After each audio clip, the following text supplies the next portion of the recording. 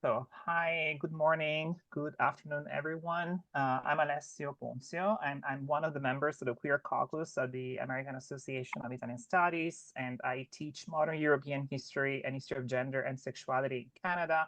And I'm also going to be a visiting professor in history of homosexuality at the Università di Torino this upcoming spring. And I am very excited about being here today for an inspiring conversation with Danila Cannamela, Marzia Mauriello, and Summer Minerva, who are editors and authors of Italian Trans Geographies, published by SUNY Press, and with Francesco Pascuzzi and Sandra Waters, who are translators and curators of Antologaia during the 70s, the radical trans memoir, published by Rutgers University Press, that is the translation of Porpora Marcasciano's Antologaia. Both books were published in 2023. So what is the plan for today? So first of all, Danila, Marzia, and Summer will present their work for about 20-ish minutes. Then Francesco and Sandra will do the same. After that, we will have a roundtable of about 30 minutes. And as Queer Caucus, we put together a couple of questions for the presenters. So I think that I already talked too much. So I will let the other members of the Queer Caucus to introduce themselves, and then we can officially begin today. Thank you. Good morning or good afternoon. My name is Silvia Antosa. I'm a member of the Queer Caucus, and I am Associate Professor of English at the University for Foreigners of Siena. My research focuses on English literature and culture, especially the representations of gendered and queer identities, across the Victorian age, the 19th century, modernism and postmodernism for contemporary narratives, fictions, and also with an eye, let's say, to queer translations. I'm really glad to be here today, and I can't wait to listen to the presentations and to be part of the roundtable. Thank you. Thank you, Silvia. So hi, everyone. So good morning or good afternoon. My name is Michela Baldo. I'm a lecturer in translation studies at the University of Birmingham in the UK. So my research revolves around kind of two strands. I am doing mainly research on the translation of trans-feminist writing into Italian, so in particular Anglophone writing into Italian. And so I'm looking at the groups, collectives who translate trans-feminist works in Italy. And the second strand of research concerns the queer Italian-Canadian writing. So I'm interested in diasporic literature, in particular queer diasporic literature connected to Italian-Canadianism. So these are two, more or less the two topics of research. So I'm very much interested about also Italian-American transgender subjectivities, and is the topic of today's conversation. So I'm very glad to be here, also because I'm interested in translation. So I'll be happy to hear what you have to say about these two books. So I'll pass, I leave the floor to, I think, Alessio. Oh, no, Alessio already presented himself. Whoever wants to present themselves. Thank you. Giulia. Last member, I think, of the Queer Caucus, me. Giulia Sbaffi. I am a postdoctoral teaching fellow at the College of Art and Science at NYU. My work focuses on the politicization of sex work in Italy during the 80s and 90s. But I think that today I am join you as member of the Queer Caucus, but also as translator, since the translation of Anti-Gender Mobilization by Massimo Priaro that I curated with the author just came out in English. And so I'm really happy to be here in conversation with you, who just came out with such an two important contribution for us as teachers and translators in the Italian studies. So thank you for being here.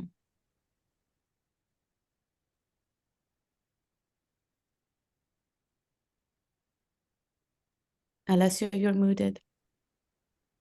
Thank you. So I think we can start now with the with trans geographies. And so I leave the floor to Silvia first, and then Michela to introduce the speakers. Yes, thank you. I'm very glad to introduce two of the editors and curators of Geographies.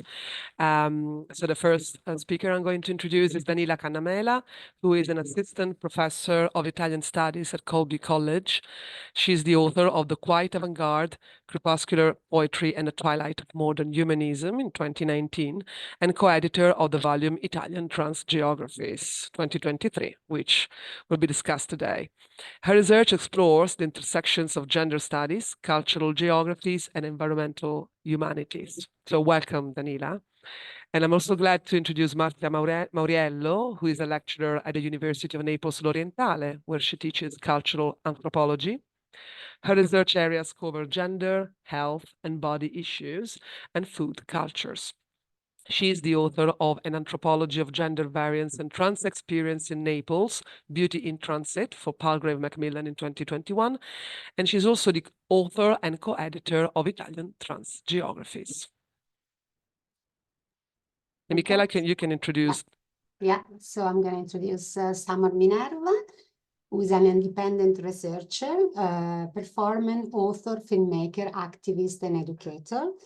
A lover of adventure. Summer tours internationally, sharing her performances, film, and ideas with the world. Her award-winning documentary Summer Within 2024 is currently being screened around Europe in various festivals. She's a co-editor of Italian Trans Geographies, the book we're presenting today. Thank you. So I'll leave the floor to you then. If you want to start. Yeah. Yes. First of all, thank you very much for having us. The volume Italian Trans Geographies foregrounds one key question. How does Italian geography change when it's mapped through the lens of trans stories and experiences? Moving from this overarching question, the book retraces stories of trans people within the Italian peninsula and across diasporic routes and migration journeys. Through this remapping, the volume gathers a great variety of voices and genres. For example, excerpts from the memoirs of leading figures of the Italian trans movement, interviews with trans activists and filmmakers, poetry, creative works, and scholarly essays. But why geographies? Generally speaking, queer studies scholarship and theory has focused much more on the notion of temporality than on the notion of space.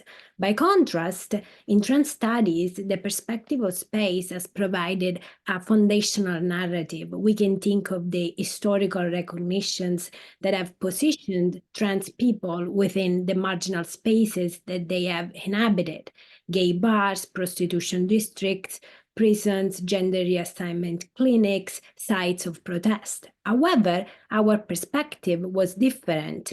While these spaces are included in the narratives we collected, we also wanted to account for spaces in between that have remained invisible or that seem at odds with trans identities. For example, domestic spaces where trans people created or recreated intimate bonds, religious pilgrimages, birthday celebrations, seminar rooms, or film sets and theatrical stages. Overall, accounting for all these spaces gives a broader idea of how trans people have shaped the places they have traversed, by in turn being shaped by those places. The idea of engaging in a journey in which material and cultural geographies intertwine with discourses about gender came to us from the documentary film Comizi d'amore. In this work, Pasolini travels across the Italian peninsula to interview Italians about their opinions on gender and sexuality. Throughout his journey, Pasolini discusses love and sex with people of all ages and different socioeconomic backgrounds. By gathering so many voices, Comizi d'amore succeeded in showing a multifaceted perspective on questions that are still relevant more than 50 years later, including sexuality, marriage, gender roles, and sex work. However, if one considers that while making this film, Pasolini was keeping his homosexuality hidden from his audience, it seems paradoxical and certainly ironic that the only voices that remained completely unheard in Comizi d'Amore are those of minoritized groups. Italian Geographies is modeled after Pasolini's thought-provoking Love Talks, but changes the narrative point of view from the cisgender crowd to trans people and expands the inquiry beyond the Italian peninsula, interrogating members of the Italian American diaspora as well as trans migrants who moved to Italy. In giving voice and visibility to this alternative perspective, we have drawn especially on the practice and poetics of Porpora Marcasciano, sociologist, human rights activist, and leading figure of the Italian trans movement since the 70s. Marcasciano has been at the forefront of struggles for gender self-determination and civil rights in Italy.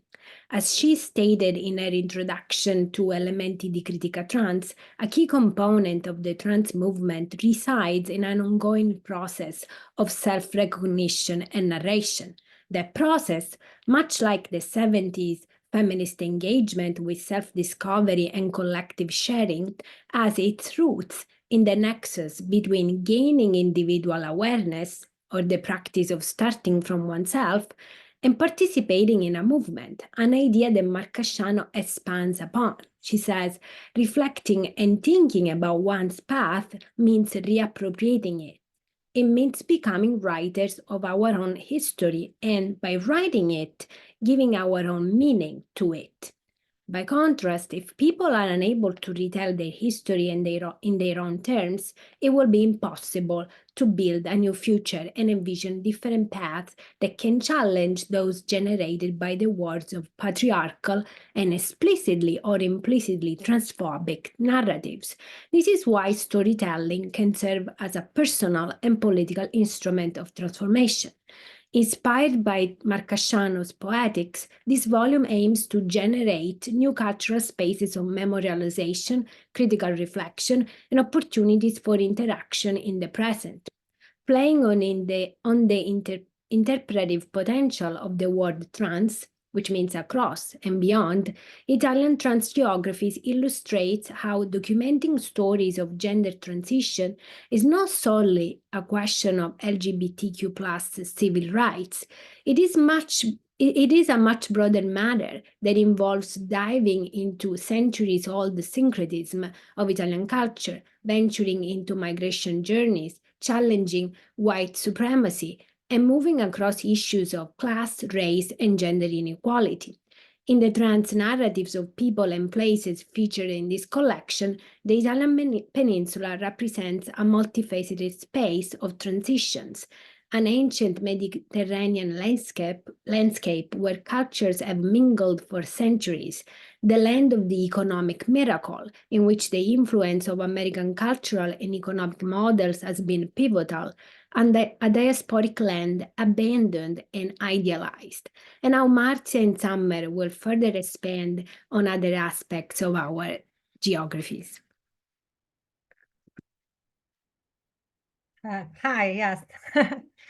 Hello again. So yeah, as Danila just mentioned, we have in the book, we have examined narratives from different geographical contexts to delineate the various manifestations of trans and gender variant identities across Italy and its diasporic roots.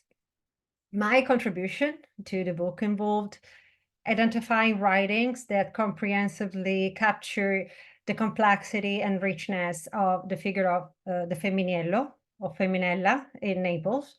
And this has been my main contribution to the book because of my ethnographic research carried out in Naples for over a decade and so my knowledge of this very unique reality. So the selected texts on the Femminello, Feminella that we have selected in the book offer diverse interpretation and perspectives, reflecting the intricate and multifaceted nuances intrinsic to this the essence of the Feminella. So we all find this very crucial because the femminella, femminello holds a distinctive and singular position within Italian, but also global gender discourse, since they embody a liminal identity that transcends conventional gender binaries. And then because of that, and because their ancient history, the femminili are able to connect the past and the present, the pre-modern with the postmodern. I do not have the time to delve deeply into this very prominent figure. But what I can say is that this is a very prominent figure for various reasons within Neapolitan culture and also beyond. I would like to stress how femminili have always been important and still are today, because they challenge norms while embracing the local culture of Neapolitan underclass. So they have embraced and redefined the modes of expression prevalent in underclass Neapolitan culture, especially, thereby becoming emblematic figures within the city's cultural history. One of the most remarkable aspects lies in their performative prowess, an assertion of a variant subjectivity that is over-exhibited in public spaces. In certain instances, there's discourse surrounding the commodification of the femminello, femminella, indicating their institutionalization as cultural heritage in Naples. Today, the classic, so-called classic femminella, often perceived as antiquated and anachronistic by some within the transgender community, paradoxically embodies a contemporary relevance, aligning with what we now conceptualize in manifold ways as genderqueer or gender fluid subjects. So a key point emphasized in the book and of personal satisfaction to me is the specificity of this figure, a cultural specificity with profound global implications. Furthermore, there's the semantic richness encapsulated within a Neapolitan term, femminello or femminella in the feminine version, which encompasses far more than many other terms in use nowadays. So within the book, this richness surfaces through Summer's dialogue with two markedly distinct femminelle, each offering unique perspectives and ideas concerning the reality, reason that, and relationship with Neapolitan culture. So through these varied angles and interpretations, the book aims to provide a comprehensive understanding of the femminile phenomenon, shedding light on their cultural significance over time and over space. And now I give the floor to Summer. Hello, everyone. Ciao tutte, tutti. Thank you so much for inviting us to speak on this panel. Our book has been such a long labor of love. We worked on it together for several years. So when it finally came out in October, the hardcover version, and now more recently the paperback, we just are so excited to share these really important voices with the world. Personally, as you know, someone who identifies as a queer and trans Italian American person, the stories that are featured in Italian trans geographies, you know, they were never accessible to me growing up. So finding in this book the intersection of these various identities that, as an 11-year-old, you know, I didn't know that you could be both Italian and gay. So having a whole book filled with people whose identities match mine in many different ways, and getting to be a contributor to that has been a real gift and a real journey. I wanted to kind of close up our part of the presentation with just a couple of excerpts from the Italian American section that also has the writings of one Italian Canadian person. A big question in my own work has been to actually try to understand what it means to be Italian American and queer and trans in this day and age, if it has any significant meaning that would render it, very different from other cultures. So the question of what does it mean to have the intersection of these identities has been what has really driven my work, both my documentary and a lot of writing that I've done.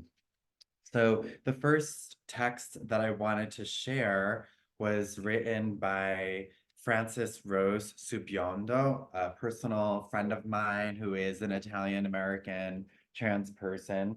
Her writing can be found in chapter 20 called What Does It Mean for the Italian American Community to be Trans? Okay.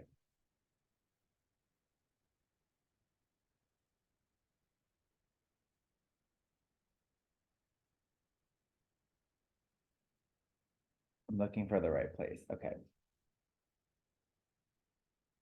Meanwhile, in the shadow, I'll give you a little bit of background. So she's talking about the family home that when her family immigrated from Southern Italy, they moved to this very large swath. It wasn't a large swath of land yet, but it was a part of Brooklyn that was very undeveloped. And she's talking a little bit about how 40 members of her family would squeeze together in this tiny dining room in this tiny kitchen to celebrate the different holidays. So that's what she was talking about before this section here. Meanwhile, in the shadow of this family legacy of thinning connectivity, I grew to understand that the underpinnings of the American dream that my family held and still holds so dear grew from stolen land and multiple genocides. I also came to understand that wealth collected by folks at the top and in the middle effectively also means wealth hoarded, made possible only through land theft and resale. 400 years of African enslavement and its modern analogs, ruthless imperialism, and utterly pervasive racist socioeconomic structures. Conveniently for those holding the wealth, these forces also excel at keeping social groups and people's movements divided, who might otherwise see fit to redistribute said wealth. Collectively, Italians and Sicilians, after a harsh welcome in the United States, were eventually offered a trade, culturally, to occupy a mid-level caste within a brutal social hierarchy, in exchange for helping to hold up that very system. As my awareness grew, so too did my simmering discontent with the world, both as it is and as it continues to be presented and portrayed. The simmer became a boil, and like a pasta pot with the lid on, I bubbled over and flowed out, unwilling to be restrained by the closed container that I was told was my and the only choice. My queerness and transness have remained perhaps the most enduring forces in my life that seem to hold open portals of discovery and curiosity and drive the interrogation of everything.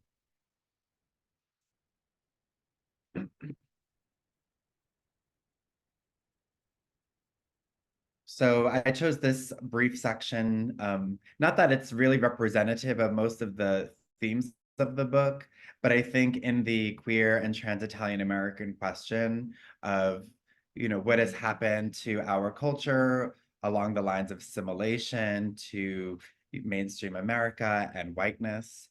So it's a really beautiful essay that I think highlights a very specific perspective that is really difficult to find elsewhere. So please let us know what you think about the writings if you haven't read it yet. Thank you all so much. So thank you so much for the first group of presenters. And then I think at this point we can move towards Antologaia, and then we can go back, to the round table. So I think that Giulia is going to introduce Francesco, and then I'm going to introduce Sandra. That is correct. Francesco Pascuzzi received a PhD in Italian from Rutgers University, where he currently teaches as assistant teaching professor in the English writing program. Francesco's main field of research encompasses comparative and transnational studies between Italian and foreign cinema, as well as horror, Hallyu, and contemporary Korean cinema, Italian auteur film of the new millennium, and contemporary queer cinema. He is the co-editor of Dreamscapes in Italian cinema, The Space and Places of Horror, and co-translated, of course, Antologaia. Welcome, Francesco. Thank you, Giulia, and I'm going to introduce Sandra Waters. So Sandra is the managing editor of Italian Quarterly and a co-editor of the Other Voices of Italy series with Rutgers University Press. Her recent publications include chapters and articles on Luther Blisse, I think, and Wu Ming, Paolo Sorrentino's films in English, Maria Rosa Cutruffelli's La Briganta, and American horror film. She co-edited The Spaces and Places of Horror with Francesco Pascuzzi, Vernon Press 2020, and co-translated Porpora Marcasciano's Antologaia with Francesco, which was released in fall 2023 for the OVOI series. So thank you so much, and now the floor is yours. Thank you so much to the organizers of this talk. We really appreciate being invited, and especially in such great company. I have to say, I just finished Italian Trans Geographies last night, and it's amazing. So there's my plug.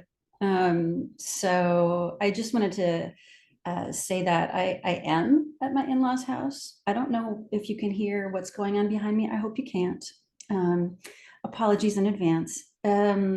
So let's see. I do have some written comments because of the craziness of the situation I'm in. So I just will dive right in.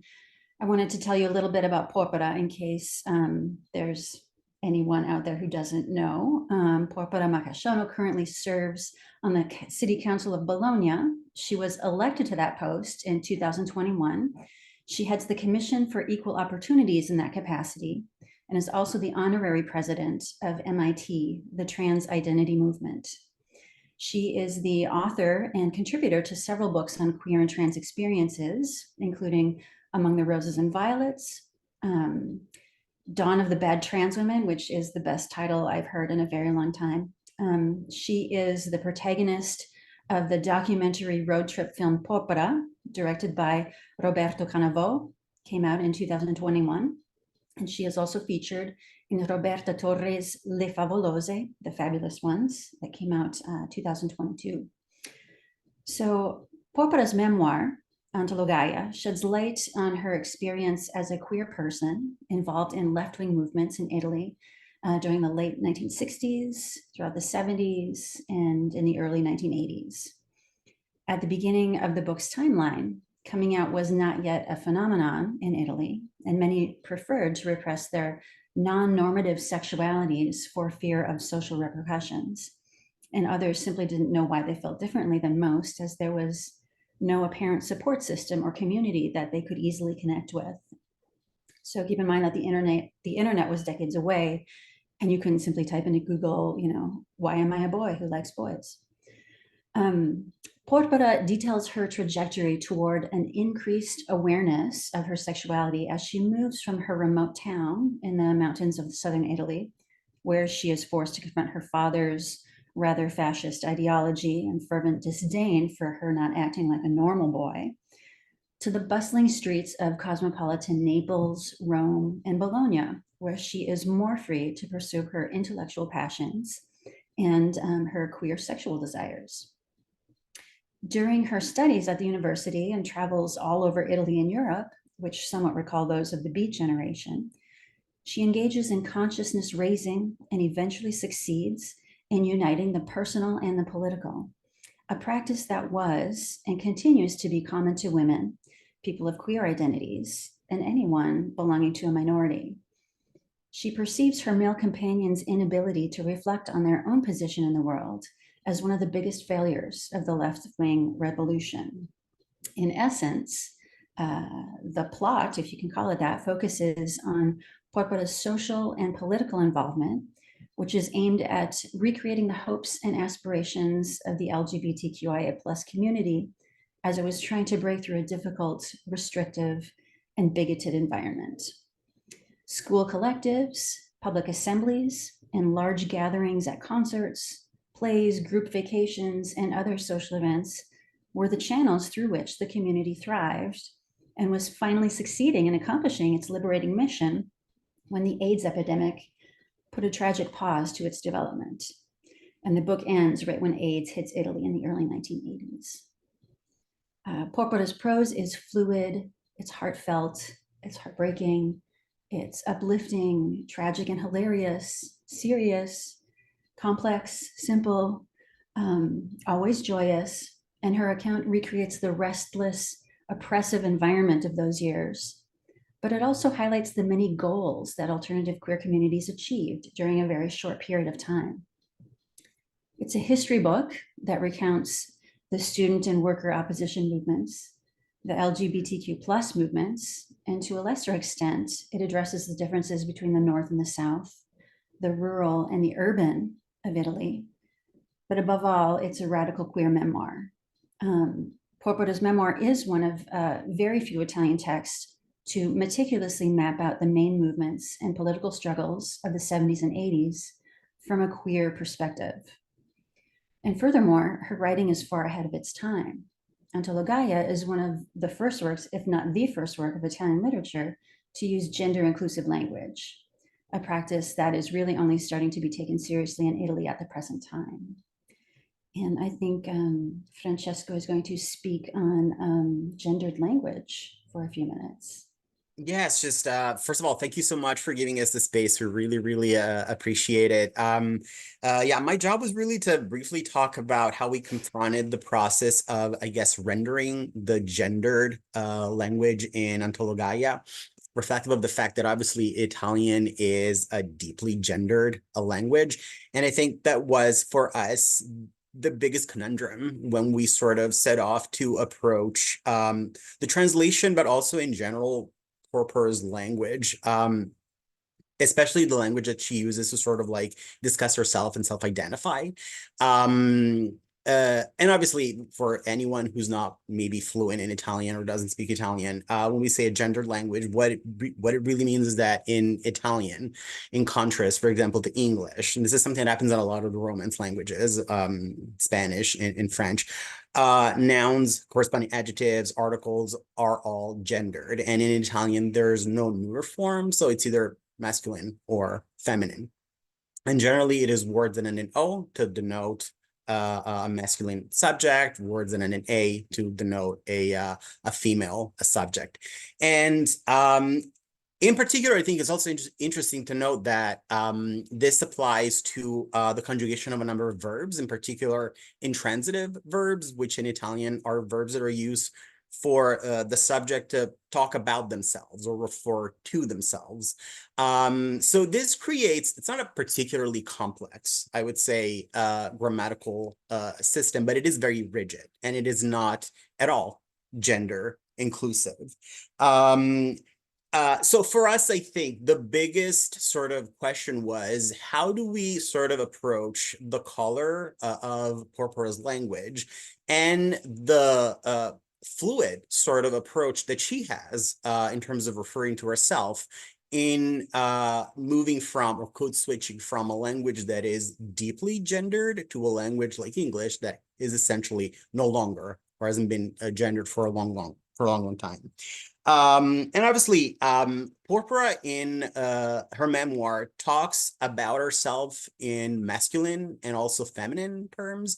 There's no real rule. And I think for us, the compromise that we sort of like decided to apply that we were at the end fairly, I think, happy with was to sort of connote that gendered language with curly brackets and then feminine, masculine, or the asterisk for words that would end, for example, with the schwa symbol.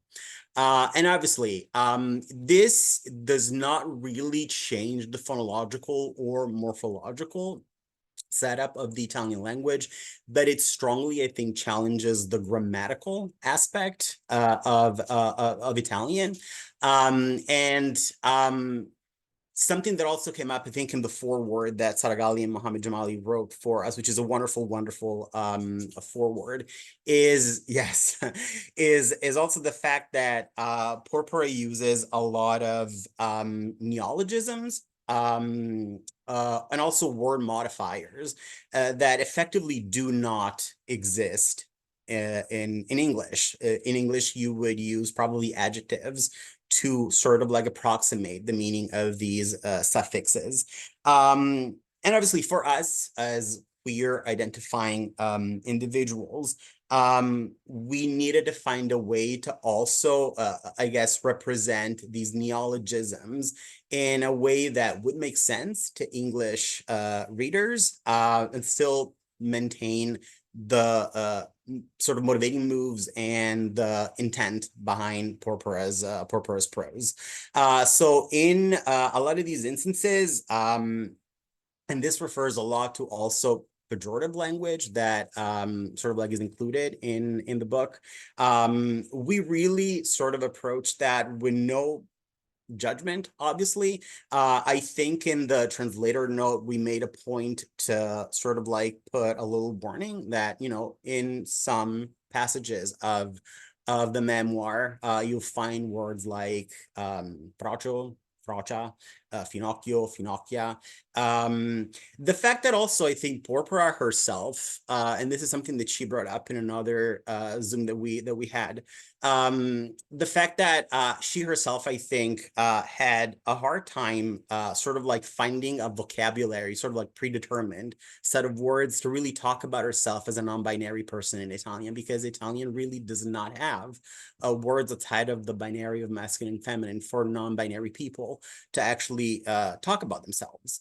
There isn't really, or even at the point where we sort of like approaching this translation, there really even wasn't a word or a sort of like direct translation for the word transgender in Italian. I think in the common sort of like bank of shared knowledge of Italian in the lexicon, I think the word is still just trans, which is sort of like short for transsexual, which obviously we now know is really not an appropriate translation for the word transgender, transsessuale.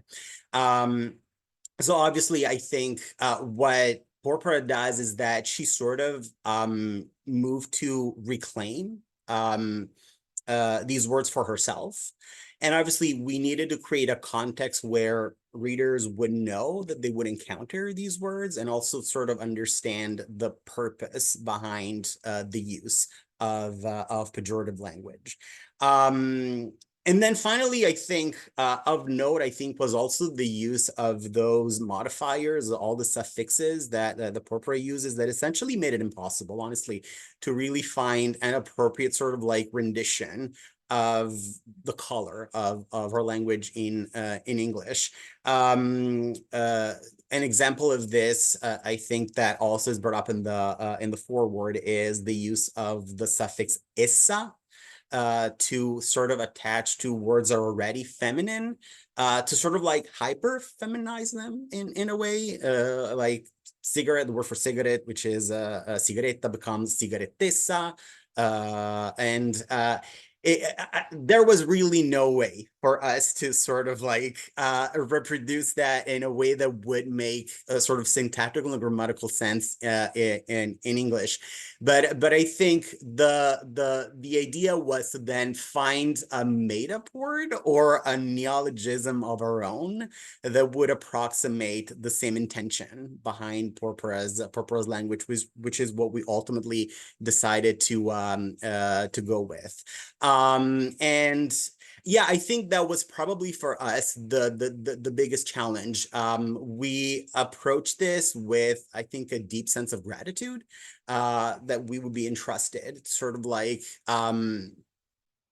take care of our memoir and sort of like make it approachable to people that don't speak Italian, while also sort of like retaining the flavor and the nuances of her punctuation, of her neologisms, and just in general, the way that she understands herself and the kind of vocabulary that she uses to talk about herself. And I just want to add that we co-translated the book, but it was Francesco who did all of the magic with the Roman dialect.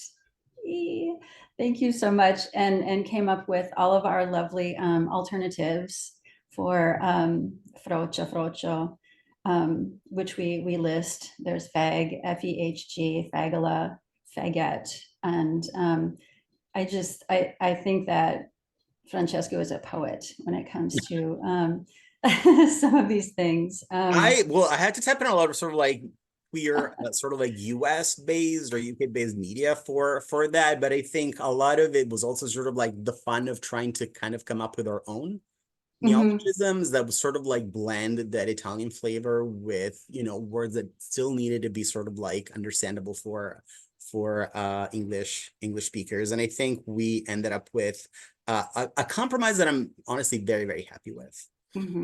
Indeed. Me too, clearly. I think we might be getting a little short on time, so I think we'll stop with our presentation right now, and unless no questions are for later. So yeah, I think that's it for us. Thank you, Sandra. Thank you, Francesco. It was very, very interesting as well. So now we have our questions as Queer Caucus so that we can have this conversation as a round table. So, you know, each one of you can jump in, I mean, from both, you know, projects. And I think it's going to be Michela first with her own question for you. Okay, thank you very much for these very interesting presentations. My question, I had thought of a question that brings together the two books, because Italian Transgeographies contains translation into English of also pieces of work by Porpora. And we have the translation of Antologaia by Porpora as well here.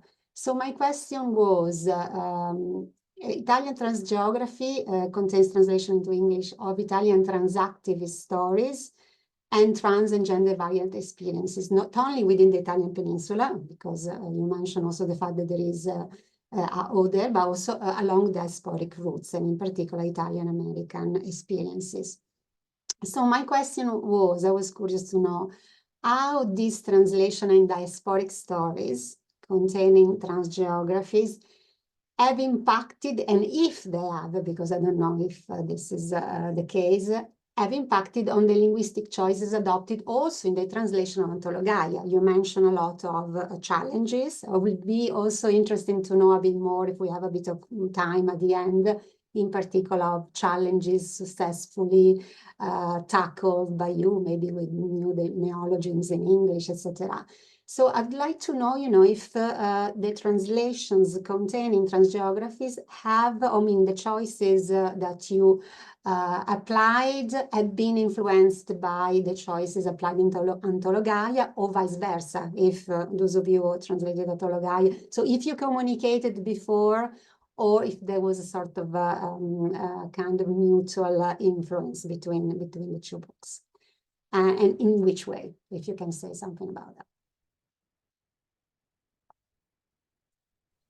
I can start, I guess, embarrassingly by saying I had no idea that Italian Transgeographies was happening, and I'm so glad it exists. So I have to say that, so I didn't know that they were working on it. I didn't know about the text. When I started reading the translation in the very beginning chapters of Antologaia, I was like, oh my God, oh, that's really good. Oh, should we have done that? Because even though I think that both of them, no matter what, any translation is going to be different from, the exact same text, someone else doing it. I think that I'm tooting my own horn here, that, they're both very good. They have different, whereas we might choose like a stronger, perhaps word for like frocio, the one in Italian Transgeographies uses something like ferry, which I think is, can also be seen as very pejorative, but it's a little bit less harsh, I think, than something like fagola or faggot, which has that, little bit that, that new thing happening there. Whereas, ferry, goes back a long ways. So I don't know if the editors of Italian Transgeographies knew that we were doing this. I wish we would have known that you were doing this and we could have collaborated. That would have been amazing.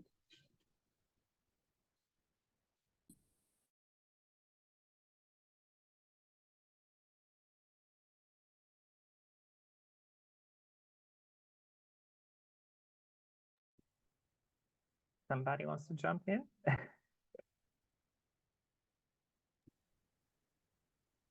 mean, I can just say that, yeah, unfortunately, we didn't know that we were working on, that there was some overlapping in our projects. And I think that when I heard about this translation, probably Italian Transgeographies was already in press or something like that.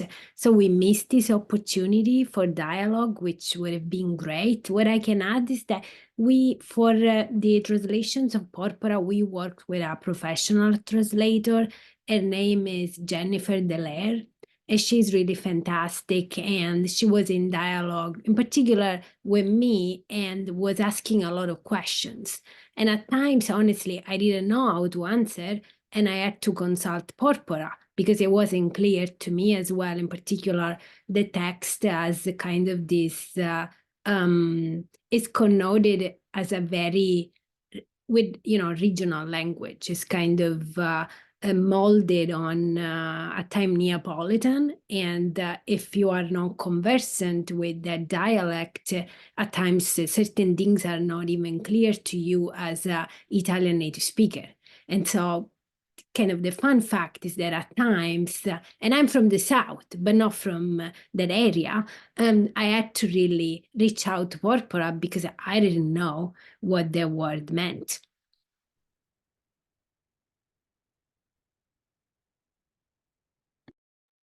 If I can jump in, here, this question was also coming from the fact that I was involved in a translation some time ago, a year ago, of an anthology of writings by Sara Ahmed.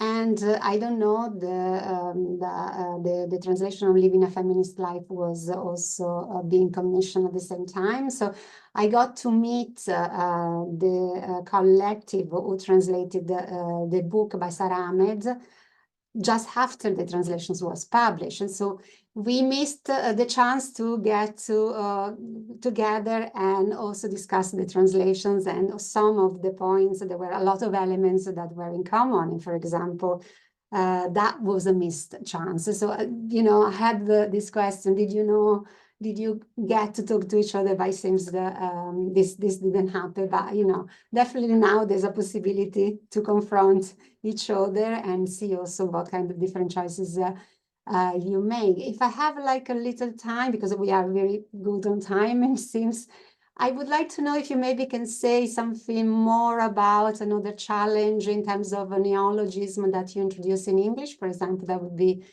interesting to know. You talked about the translation of the term frocio. I usually work into Italian, so we always think, how do we translate queer into Italian? So we have a repertoire of terms in the Italian language or dialects. But it's nice also to hear what are equivalents in terms of frocio in English, and so the English is. So I would like to maybe, if you can bring another challenge. I'm also talking to transgeography. So if you have maybe another challenge that you successfully tackle, or another innovation that you introduce in English for Sarah and Francesco, maybe, before we move to the other question. Well, we did have one, I think that one particular spot where when Porpora first meets Valerie, who is the protagonist of the subchapter La Prima Lesbica, and Valerie says to Porpora that they will become amichesse or amicazze. And there is no way to capture the poetry of the Italian, I think, into the English. It's so fabulous. And I think Francesco and I talked about this for a long time, back and forth, and we finally decided on for amichesse friendettes, which I think works all right with the diminutive esse and ets in English. And the second one, amicazze, as dick friends, which honestly doesn't have the same, fricative alliteration that amicazze does, but it highlights the wordplay on cazzo, which I think was, brilliant on, well, I guess Valerie's part, which here, it's even feminized, amicazze, feminine plural. So we did what we could with that. I think we did okay. This was unresolved in our notes for, I think, the longest time, and I think especially with amicazze, to sort of like also try to capture the meaning behind the suffix, as in, is Porpora referring to friends who are more frenemies, or is there a friends with benefits connotation to that? And I think ultimately we decided that dick friends sort of covered both in a way. Yeah, a lot of, I think, the alliteration is lost, but I think the meaning sort of like remained in place, and I think we decided that was more important. Fantastic. Thank you. Thank you very much.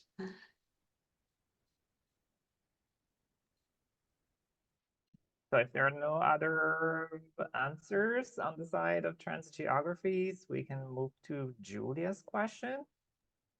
Thank you. I think that before asking my question, I need to make like a coming out, like someone who's using both your texts in their class. And so, although there is a lot of overlapping between the two texts, I am going to ask two separate questions, one for Antologaia, so Sandra and Francesco, and another one for Italian transgeographies. You were talking a lot about language, so my question will be about language. How to teach this work, how to teach more broadly Porpora work in our language classes and our content classes, giving the, I think, active changes embedded in our work. And then for Italian transgeographies, instead, I'm thinking more about representation of spaces and communities in spaces. And I wonder if there is a space for the transmask experience in the geography that you have designed, if there is no now, if there would, or if there wouldn't. Thank you. I think in terms of applying this to just I guess the process of teaching language, even at a one-on-one level, I would say obviously Antologaia was never conceived as sort of like a non-binary grammar or like syntax textbook, obviously. But in a way, what I think is to be taken away from it is that it offers a framework, essentially, for, in particular, non-binary students to be able to confront, I think, the use of a foreign language that has historically, I think, resisted them, and find language that is accessible, but also helps them access the language from the perspective of their own identity. And obviously the language and the grammar and the syntax in Antologaia are very fluid. And I think that is clearly responsive to the fact that Porpora's understanding of herself, especially at the time when she was writing this, was also rather fluid. But I think, yeah, from I think just a teaching perspective, I think that presenting the options that the Porpora came up with, the neologisms that she came up with, sort of like the way that she was able to work around the gendered aspect of Italian, to me, that does offer a lot for non-binary students to be able to access a foreign language, finding actual sort of like a common sort of like bank of grammatical and syntactical options to talk about themselves. Yeah. Most definitely. And I think we do have to talk, at least mention Saragali and Mohammed Jamali, who I think have been using these examples in their 101 language classes for a while. It's, taking simple sentences out of the book and using them as examples for, masculine, feminine, non-binary. I think they've been doing this for years. And I think they've also been publishing on this too. So kudos to them for starting that in the real world or doing that in the real world. Hopefully other people are doing this too. Yeah. Thank you. Right, concerning the question about the transmask experience and how does the transmask experience fit into the geographies that we designed?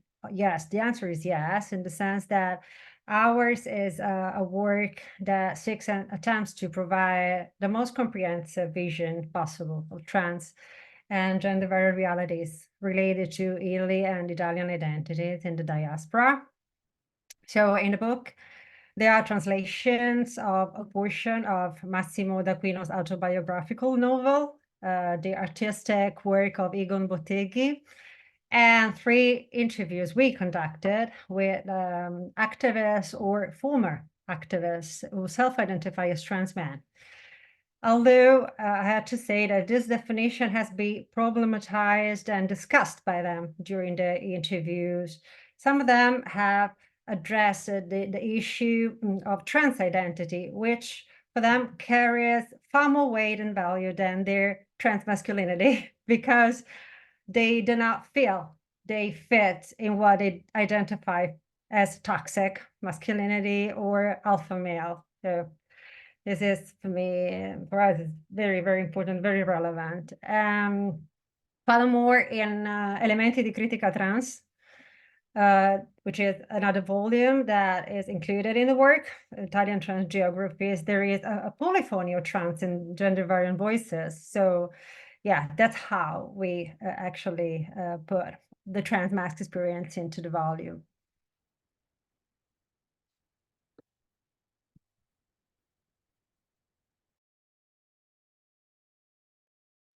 Thank you.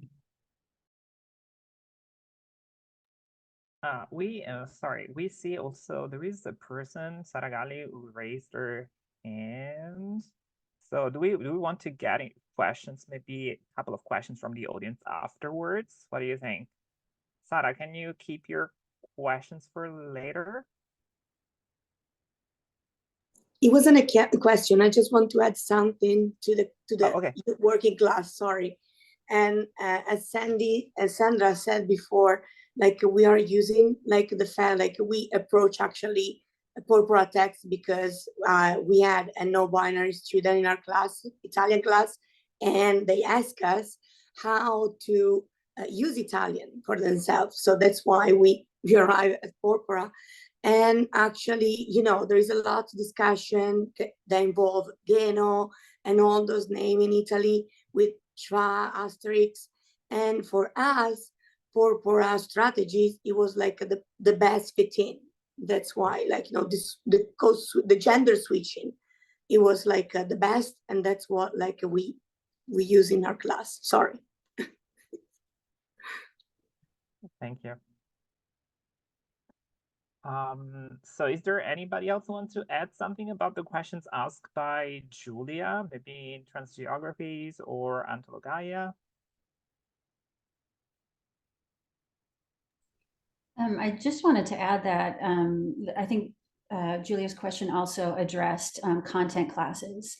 And of course, Antologaia is filled with, you know, politics, gender issues, history, North-South.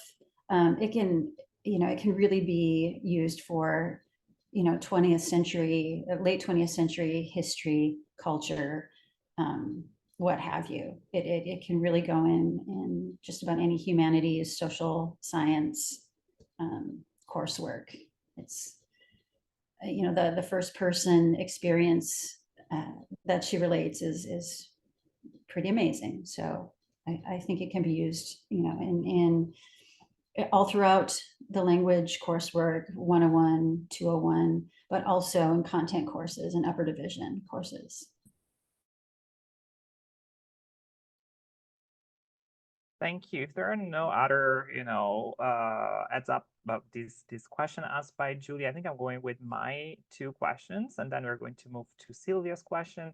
So my two questions are, so the first one is, why are your books relevant to an Anglophone audience? So why is it relevant for people, you know, in the US or in the UK, any other part of the world, to know about this? So why are they relevant? Why is this, you know, why are these Italian, you know, histories and stories relevant? And then in the light of current global anti-trans wave that at this point is crazily everywhere, you know, in the world, do you see your works as sociocultural and political forms of activism? So how is your work political at this point, given the present situation? So these are the two questions that I have for both groups of authors, translators. I think in a way the second question kind of answers the first one. I think the existence of any trans document, memoir, book, fiction, even at this day and age, probably in this day and age, is now sort of like an act of resistance in and of itself.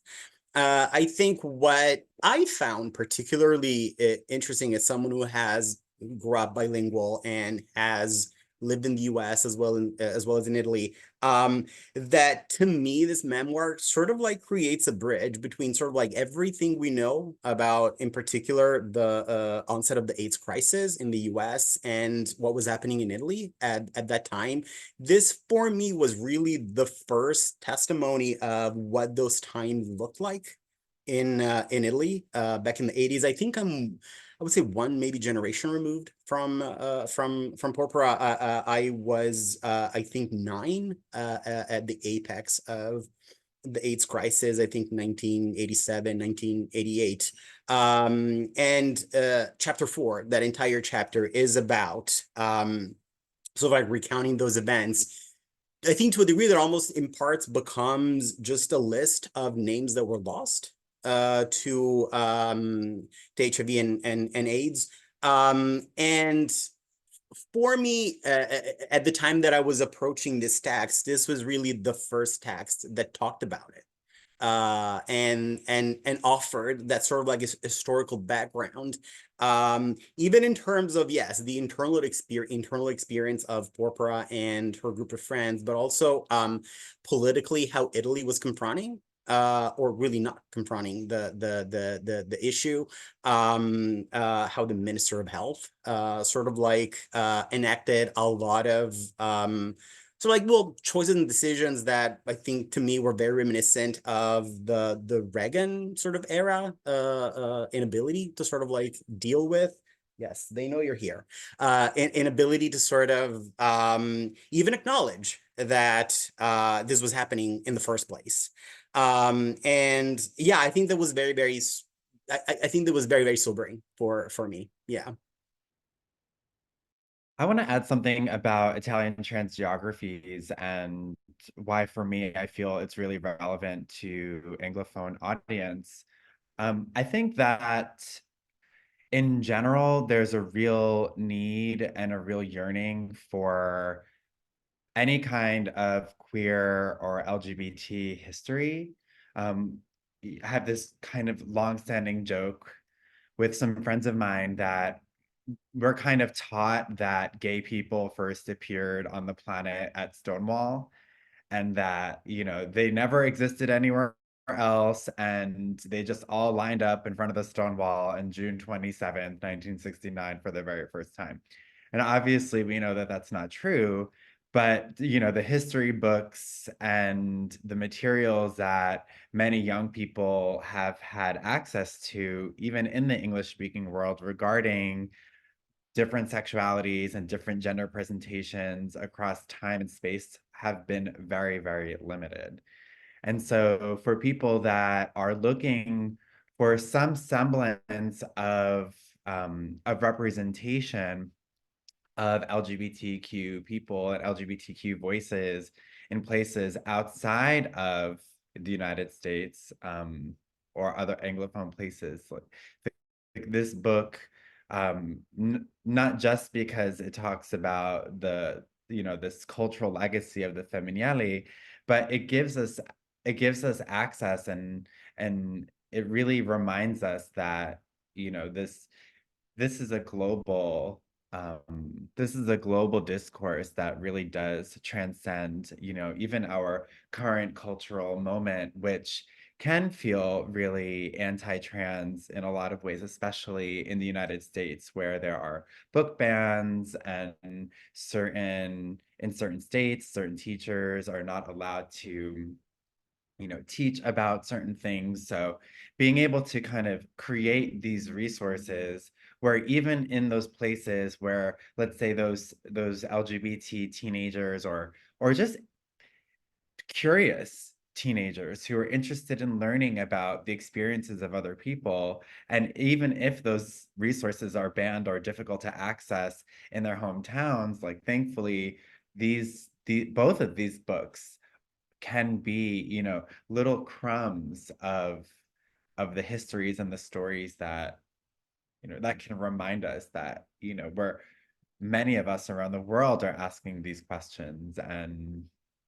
I wouldn't even limit them just to LGBTQ people, especially when we write about the Femminile and also Porpora's journey just as an activist, regardless of the fact that she has, you know, transformed through different identities in regards to her gender and sexuality. Just her legacy as an activist, as somebody that has fought to bring fairness and justice to marginalized groups. I mean, that's something that you don't need to be Italian, and you don't need to be of the LGBT community to want to relate to and resonate with. So some thoughts on that. Thank you so much, Summer, for your thoughts. I mean, really, I really feel them. So thank you. And are there other people who want to intervene about these questions? Otherwise, we're moving to Silvia's question. Okay, maybe we're moving. Silvia? Hi, thanks. Yeah, my question somehow sort of sums up a little bit some of the things that have already been somehow tackled. But I just wondered, you know, on a whole, in general, what has been so far, let's say, the impact and on the one hand, and the reception on the other of the translation of Porpora's work, as well as the edited collection of the Italian trans geographies. I mean, which kind of impact, especially thinking of the way in which both works in different ways somehow point out and sort of work as a sort of a counter discourse, in a sense, to the hegemonic Anglo-American Anglophone discourses about sexualities, about trans sexualities, in a sense, but also in terms of theorization and of the challenges coming out from the translation on one hand, and on the theorization put, forward in the other text. So that is my question. And thank you for your presentations, and thank you for all your work. It's really been inspiring, and definitely, lots of food for thought from today's as well as from your works. So thank you.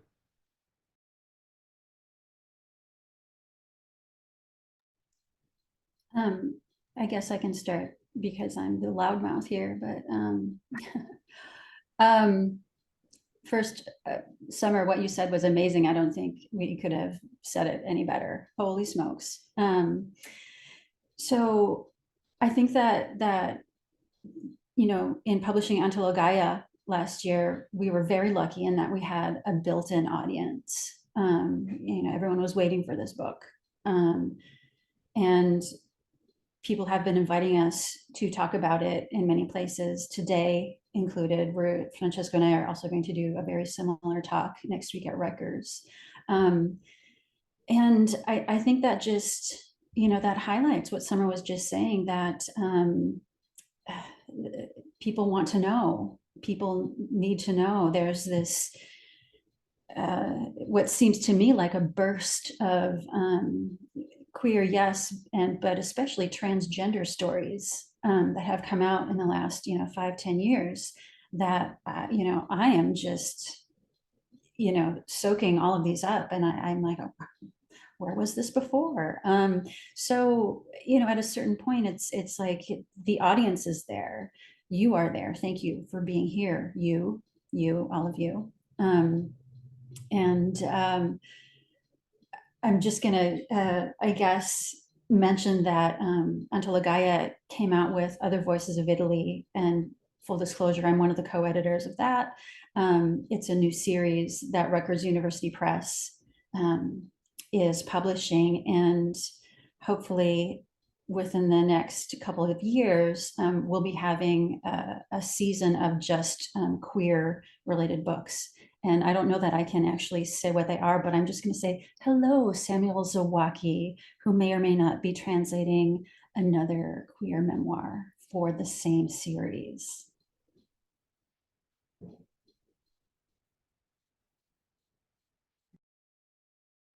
Thank you.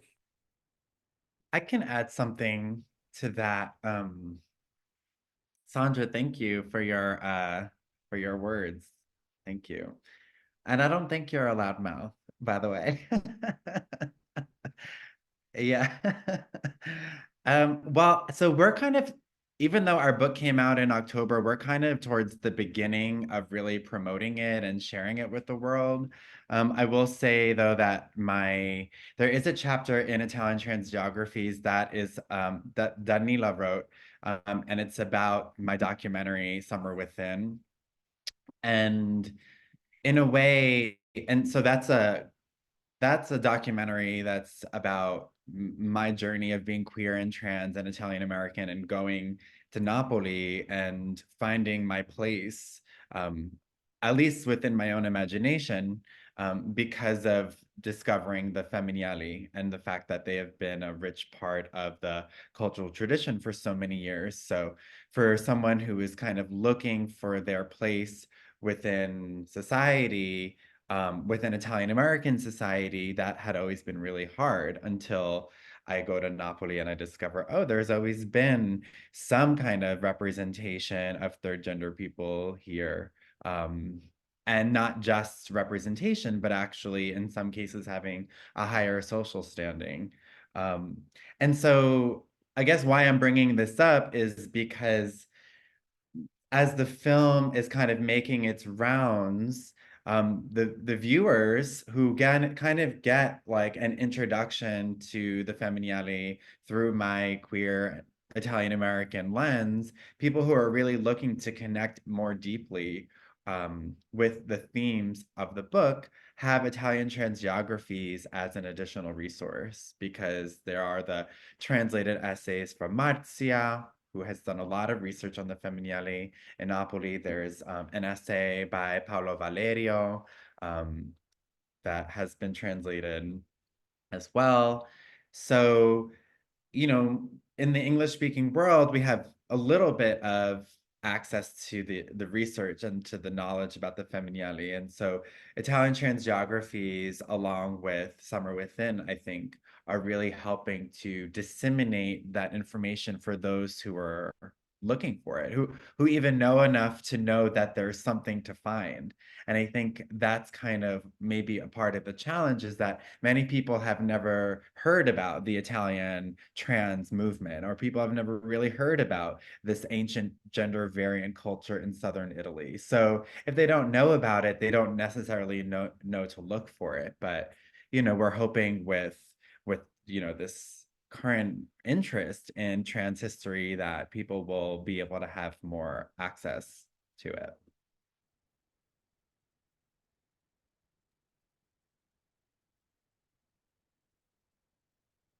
Thank you, Summer. Somebody else wants to say something on this point?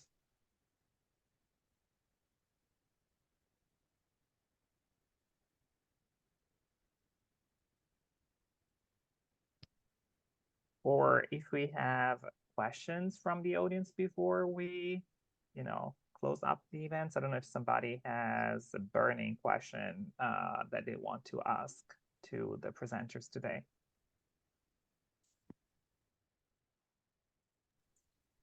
I think that would be Sara, definitely. Sorry, I have a question for both.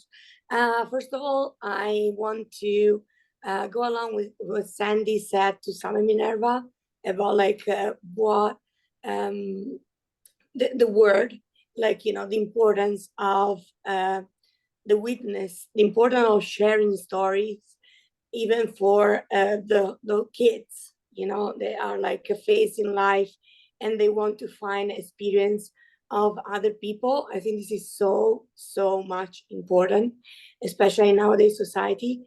So I'm like, I haven't like read, my bad, in trans geography.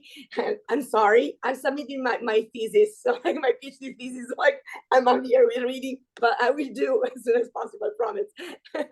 And I'm so sorry. But I want to know from both the group, what about the future? Because this is like, it was like a huge starting, you know, like Antologaia, a trans geography, as you both said, it was an incipit of something, a start for something that wasn't there before, you know, like the history of the Italian trans community and the witness of people who had part of it. What do you planning for the future? Like, do you think like it's more, we need more of this material, or we this is like my question, what are the plans?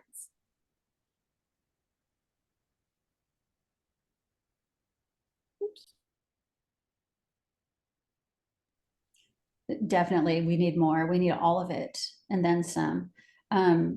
So, you know, speaking as the managing editor of Italian Quarterly, if anyone has essays, articles to submit, please send them to me on these, you know, what we've been talking about today, going into the future, pedagogy. We're wide open, and you know, hopefully with the work that we're doing with Other Voices of Italy, in that sense, we'll be, you know, continuing bringing queer stories to the forefront, to an you know, Italian queer stories to the forefront of an Anglophone readership. We need more. We're going to need countless more accounts. I'm, you know, just kind of agog, and I can't even, you know, formulate the sentence, obviously. We need all the stories. Send them to us.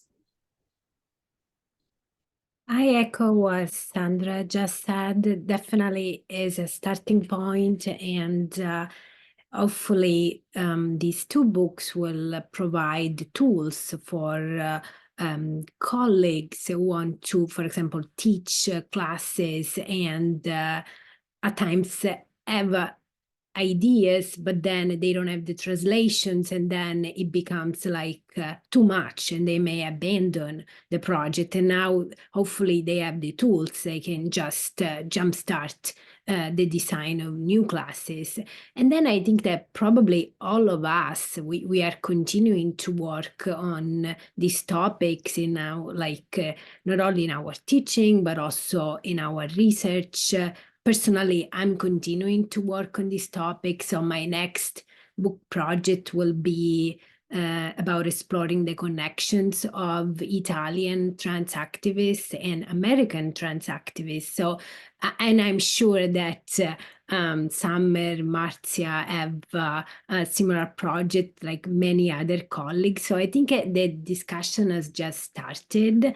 And honestly, trans studies is a recent field also in American academia. So there are plenty of opportunities and space for research and creativity.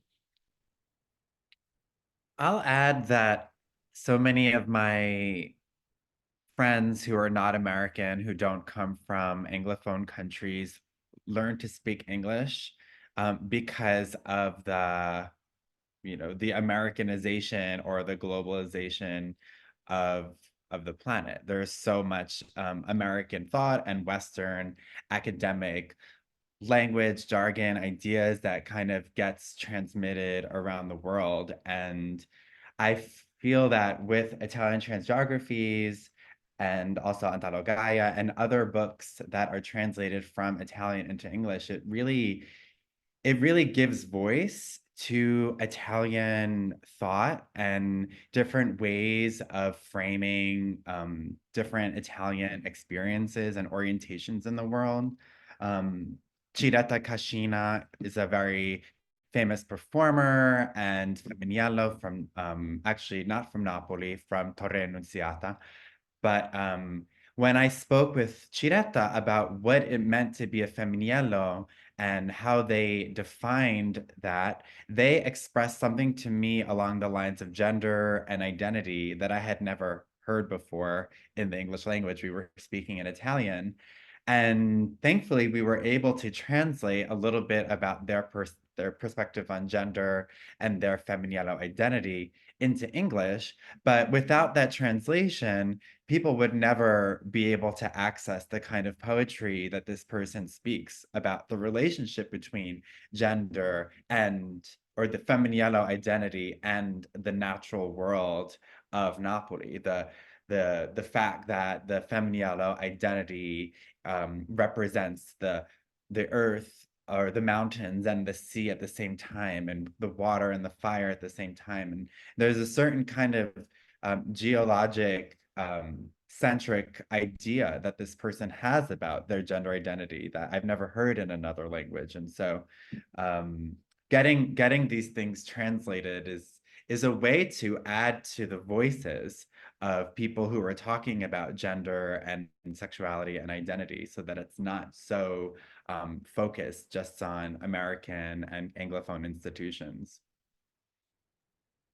My hope is really, I'd like to think that maybe all of us, we have opened the door for other queer voices to sort of like put their experiences to paper and decide to share their experiences with everybody else in the US, in Italy, just in general abroad. I think it really speaks to the importance of visibility and representation. And I think a lot of time that reticence comes from this idea that there's really not an audience out there for us. Nobody cares about us. We're invisible, but we're not. And these books and these events show that there's actually an audience out there that is willing to sit down and listen to what we have to say. And I think that does make a huge difference, sort of like motivating other queer voices to, commit to actually share their experience with everybody else. Yeah, and I would just add that in my opinion, as Francesco said, not only there is an audience, but I think there is an audience across genders. Like, it's not that queer people are just speaking to other queer people. I think there is an audience there that would like to learn more, and there is really need for dialogue across genders and mutual understanding. And probably this is also what both books are welcoming and achieving in a way.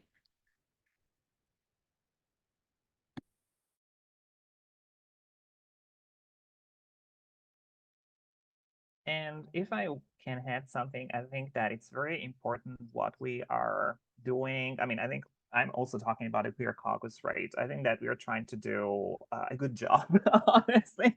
And so I'm happy for everything that we have done so far. But I think it really also your stories, what you were saying about, I didn't know that, this group was doing, this. So it means that we are not in communication maybe. And I think that, so it's very important to build that type of communications, that type of network.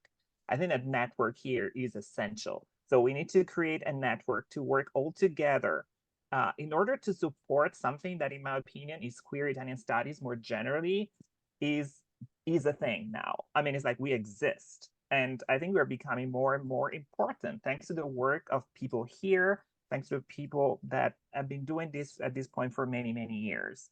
So I think that we are at a very exciting moment for queer history, queer studies, and transnational queer studies and Italian queer studies. So what you were saying, it's about thinking about the relationship between, trans activists in Italy, trans activists in other parts of the world. That is exciting. And and to me, we have been doing this. We created this, over the years. And I think that we are on the right track. And I also think we should support one another at this point as queer individuals or allies in order to, make this even bigger. And I absolutely believe that it's possible at this point. So I don't know if other people wants to add something, or if member of the caucus want to say something before we conclude. Can I say something? Sorry, I disappeared for a second because internet connection at the university was off. Yeah, I wanted just to say, to confirm, stress again what Alessio said about transnationalizing also Italian transgender studies. There's a push in the UK to do that. There's been a lot of work done by colleagues in Italian studies to move Italian studies outside the Italian peninsula.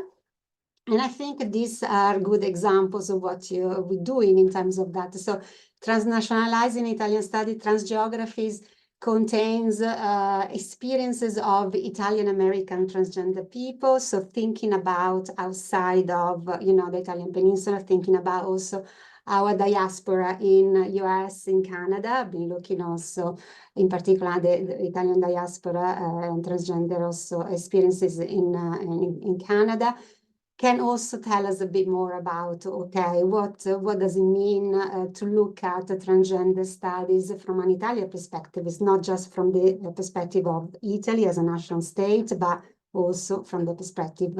So it's good for Italians in Italy to think about outside of the box, things outside of that, but also for example, the diaspora in America or in Canada, because, for example, there's been an anthology, 2 anthologies, which came out recently on queer Italian Canadian writing. So Here and Now, and then there is a second Now volume, which is coming out. And these anthologies include, experiences of transgender Italian Canadian writers. And so through these experiences, there is also possibility to connect from Canada or from US to Italy, to the histories of the parents, the grandparents. So there is a need on both sides to kind of travel.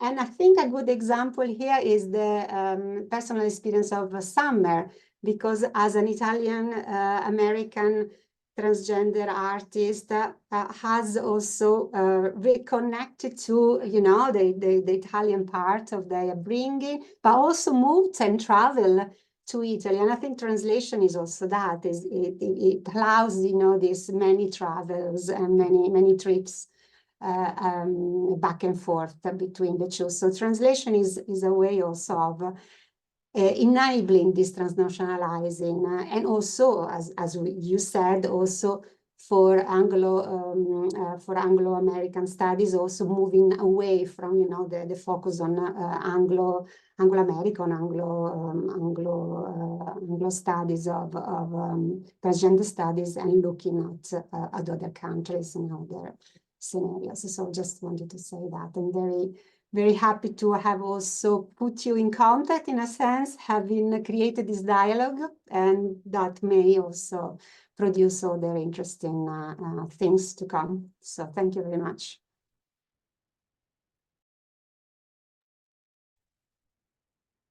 I would like just briefly thank the participants today, the contributors to this amazing discussion, and I very much agree with what the other members of the caucus said about the importance and the relevance of these groundbreaking words, especially marking a watershed in the transnational cultural discourses, as well as I think it's very important also as scholars of translation studies to point out how I think this kind of works and translations actually, are helpful to build bridges among cultures, and also try to help us to rethink, to reconsider the ways in which, the L1 or the source language can actually be rethought in also a transnational context. And of course, I'm also thinking of the impact that this works. I asked about impact earlier on, of it, as they works about Italy or Italian works in an Anglophone world, but actually I also think it would be very useful to think of the impact that they can have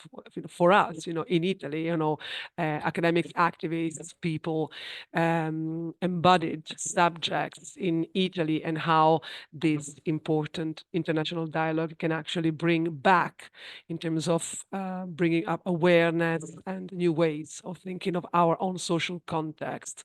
So I would really like to thank you. Thank you for your work. Thank you for your contribution. And I would definitely look at this registration again, because there were so many useful things and thoughts, and definitely it's worth keeping them, and sort of resonating in the future, also for future groundbreaking work. So thank you. Thank you so much.